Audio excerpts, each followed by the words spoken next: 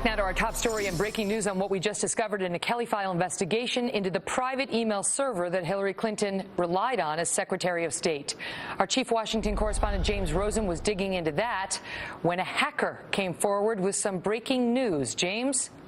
Megan, good evening. Aides to former Secretary of State Clinton maintain she only used one private email address during her time as Secretary of State.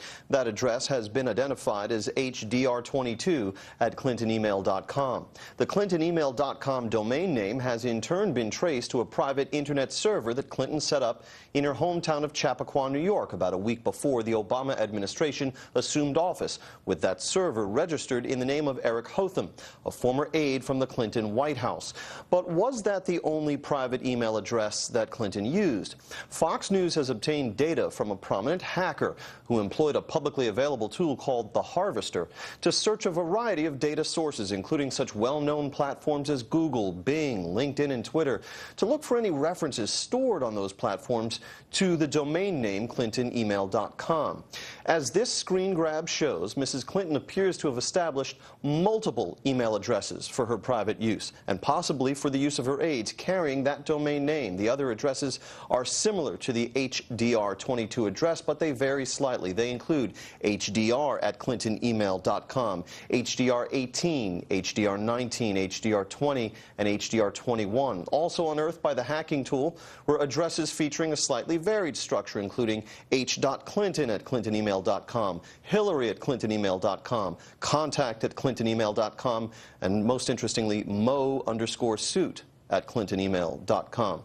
Republican Congressman Trey Gowdy of South Carolina, chair of the Select Committee investigating the Benghazi terrorist attacks, has disclosed that despite what Clinton aides have said about her using only one email address, his panel is already in possession of two addresses that Clinton used during her time as America's top diplomat. The data unearthed by the Harvester shows there may well be several others. It's not known yet whether Clinton herself used any or all of these other addresses, whether one or more of her aides might have used them, such as Deputy Chief of Staff Huma Abedin. We reached out to the Clinton campaign, or the Clinton team, I should say, for comment, and they did not respond. Megan. James Rosen, thank you, sir. Joining me now with more, Lanny Davis, who attended the Clinton Foundation's annual gala in New York City last night with President Clinton and Hillary Clinton. He's the former special counsel to President Clinton and executive vice president at Levesque Communications. Lanny, good to see you. So, hi, Megan. First, I know you don't think she did anything wrong here, but I want to ask you whether you know if she did preserve all of the documents that she created and received during her tenure as Secretary of State via email. Well, she says she preserved, and it'll be up to the, excuse my voice, Megan, it'll be up to the State Department and anybody else to confirm that she's telling the truth. Does she say that? Because I didn't hear her say that in her tweet, so you're telling us that she says she did not delete any official documents.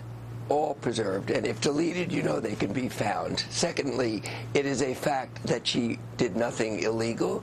The law actually changed in 2014, and the preservation of those records, nothing illegal. And thirdly, that's the whole not true. notion... Let me stop you there, because that's not true. I mean, I've been looking at this. You're a lawyer, and so am I, but I've been looking at this for 2 days, and my information is that the law was very clear as of 1995. The National Archives and Records Administration adopted regulations which required the preservation of official emails created on non-official accounts. And then in 2009, new regulations made that even more clear, providing that any emails created on private email accounts had to be preserved. That was very clear as of 1995, reiterated in 2009, and then it just got even more stringent in 2013. But she was subjected to that. She was subject to that regulation. Correct. And your first question, I answered definitively. They were preserved. Now, your speculation, maybe not. We'll see. But let me get to But you're also prohibited from concealing. So my second point about concealing is she sent thousands of emails to thousands of people using these email addresses. Everybody got them on the records of the State Department. Do you think that is concealment? Suggest to the world that she doesn't? How does that telegraph to the world that that's everything she has? I mean, Tom Fitton is supposed to know. He doesn't get emails from her. He's supposed to know that she has this account because she emailed somebody in the government.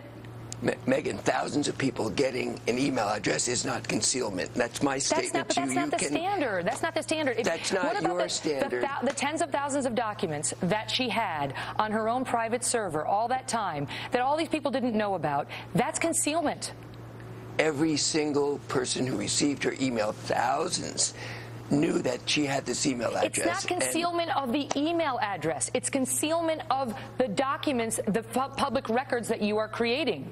Megan, I'm going to let the American people decide whether this discussion where I say thousands of people knew and you say that's concealment, let them decide which word is just right. focus on my last point. It's not concealment. You're not guilty if you conceal the fact that you have an email address from which you correspond. You're potentially guilty if you conceal public records, emails that you are creating or receiving. And so that doesn't, your defense that, well, some of the ones were public, does not exonerate her.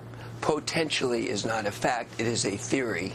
And let me at least get to my third point without interruption. The third point is she has committed to turning over all the emails, not just the 55,000 pages to date.